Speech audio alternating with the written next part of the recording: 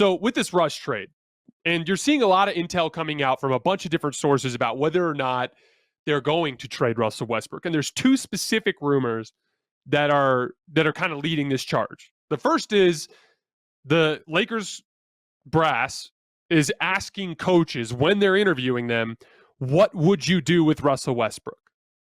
We've seen that report, right?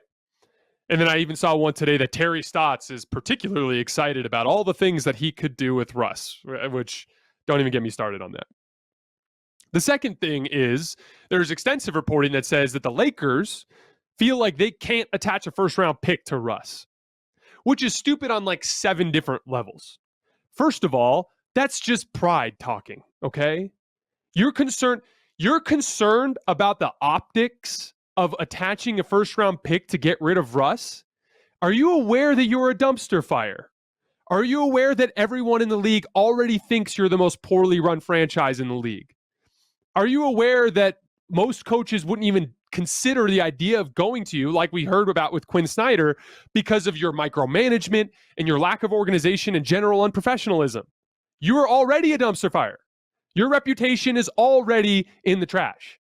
So you expecting to heal that or repair that to some extent because you managed to flip Russ without a first-round pick, that's ridiculous. And then secondly, the only thing that should factor into whether or not you attach a first-round pick should be what is coming in return. Because if good players are coming, if you're going to get good basketball players back, then you have to give out assets.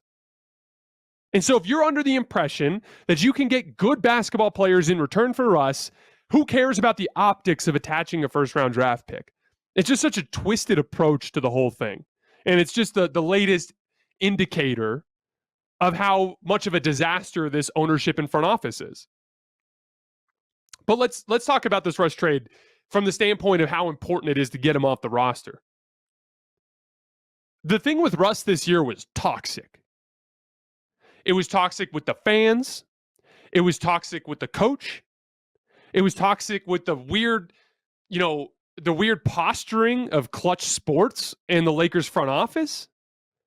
It was toxic with Russ himself and the way that he would go to the press and refuse to accept blame for anything that he did during the entire season. The whole thing was toxic. So I don't care what Russ says to apologize.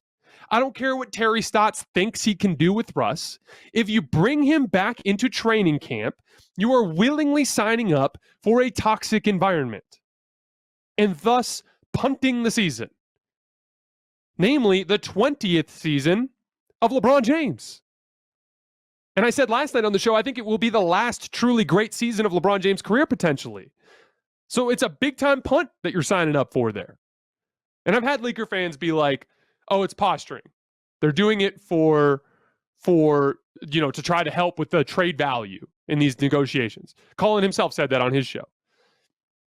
And again, I hope that's the case. But for me personally, I can't give the Lakers the benefit of the doubt. They have burned that down. For me, when I see the Lakers do something, and I have to decide whether or not it's them operating on some higher plane mentally or them not knowing what they're doing, I'm going to err on the side of not knowing what they're doing. Because routinely they've demonstrated that to us. And so as far as the Russ trade goes, you simply have to get rid of him because of the fact that he will propagate a toxic environment if you allow him to come into training camp. And then secondly, it's what you get in return. Now, there's a fear. Oh, you're going to bring back these bad contracts. Oh, man, I'm not sure if I want to pay Gordon Hayward 2 years at $60 million or 2 years at $30 million a year. Or, oh, I'm not sure I want to take on that Buddy Hield contract or whatever it is that you're concerned about. Here's the deal, guys. Russ is a bad contract. So you're going to get bad contracts in return. That's the deal. That's what you're signing up for. But here's the difference. I thought Russ was a net negative player this year. I thought he had an overall negative basketball effect, even if we ditch all the toxicity. The only people who feel otherwise about that are Russ stans and people who routinely overlooked most of the things that he did this year out of their own fanhood, which again, I grew up a LeBron stan, so I'm not hating on people who behave that way. I'm just calling it what it is. It clouded their judgment. Russ was a negative basketball player with this team because of his inability to be effective off the ball, because of his inconsistent defensive effort and focus, because of his shot selection, because of his attitude, because of, especially in key moments at the end of games, his inability to finish around the rim and the way that hurt the Lakers in transition defense, his propensity to make catastrophic mistakes at the end of basketball games. It was bad. It was all bad. And so the way I look at it, you have to look at the Andrew Wiggins example. Now, Andrew Wiggins is the supreme example. You have almost no chance of hitting that much of a home run.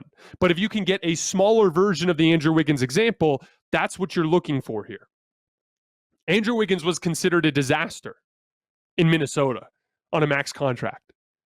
I think he had to promise he was going to work hard when he signed the deal, if I remember correctly. Don't quote me on that because I could be wrong. But what happened with Andrew Wiggins? He got traded to the Warriors, which was the latest example of brilliant asset management. And it's the thing that the Nets have to be thinking with Kyrie, and it's the thing that Philly has to be thinking with James Harden. Never allow yourself to lose a player for nothing, because them flipping KD for D'Angelo Russell and then flipping D'Angelo Russell for Andrew Wiggins and retaining and taking back picks in the process, not only was that genius asset management, now Andrew Wiggins is this pivotal piece of the team that I think is going to win the NBA championship. You need to bring back 2 or 3 guys that are massively overpaid for their position, but at the same time, next to LeBron James and Anthony Davis in smaller roles, they can excel. And that's the way I look at it with this Russ deal.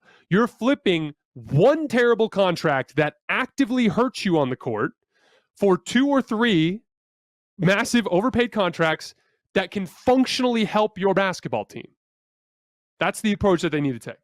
So let's move on to this coaching search really quick. So the 3 names that have been thrown out are Terry Stotts, fired from Portland, Kenny Atkinson, fired from Brooklyn, famously for not playing DeAndre Jordan like KD and Kyrie wanted him to, and then Darvin Ham, an assistant from the Milwaukee Bucks. So I'm huge on Darvin Ham for 2 reasons. First of all, the defensive scheme that Milwaukee ran is extremely similar to what I think the Lakers will need to run next year. So the way that Milwaukee ran their defense, if you guys remember, is they play like a twin shot blocker scheme. They play Giannis at the 4, Brook Lopez at the 5. And with Giannis's mobility, they usually have him guard the pick and roll screener from the other team so that he navigates the pick and roll coverages because he's more mobile. And then they'll tuck Brook Lopez usually on the 4-man, or whoever it is that's their worst shooter, and have him wait around at the basket, right? And functionally with that, because Giannis is up at the screen and they're funneling guys to Brook Lopez, they gave up a crazy amount of threes, but they absolutely shut down the paint, right? And as a result, they have a functional defense over the course of the last 2 years, one that was good enough to win an NBA championship, and one that really threw Boston for a loop, right? That concept is a seamless transition to the LeBron and AD front court. As a matter of fact, like, now again, is LeBron the same level of shot blocker as a Brook Lopez or a Giannis? No, but he's an amazing backline defender, and he's great at navigating pick and roll coverages if you need him to. So you can run a very similar setup to what Milwaukee ran with LeBron and AD. Plus, they're interchangeable. You could have LeBron work the screen or LeBron run the back line, or Anthony Davis can do either as well. And they even give you the added flexibility of switching. They have, LeBron and AD is a better defensive front court than Giannis and Brook Lopez when they're engaged. It's just you can't get them to try hard, which we're going to get to here in a minute. But my point is, especially with the Lakers' lack of perimeter defense, this is a Lakers team that was horrific in containing ball handlers this year.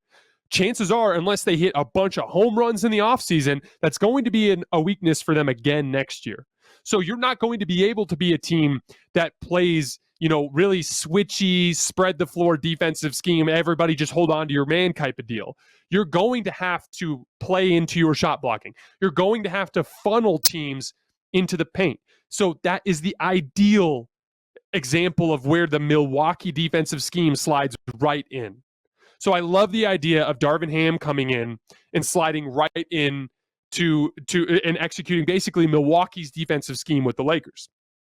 Now, offensive organization is a huge deal, and I don't know a ton about Darvin Ham on the offensive end of the floor. I haven't had the time in this playoff run to really dive into it. But I'm less concerned about that specifically for this Laker team because LeBron and AD are a brute force offense. They accomplish everything on the sheer power of their talent.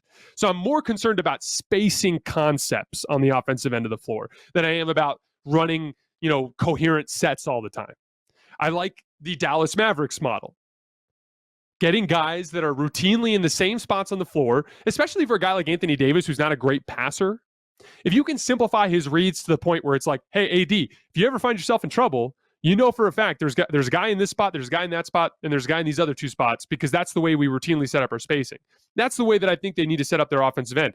I'd love to see what Kenny Atkinson can do on the offensive end. I'd love to see what Terry Stotts can do on the offensive end, and hopefully you can get him as an assistant, right? But, the spacing concepts are what I'm most interested in.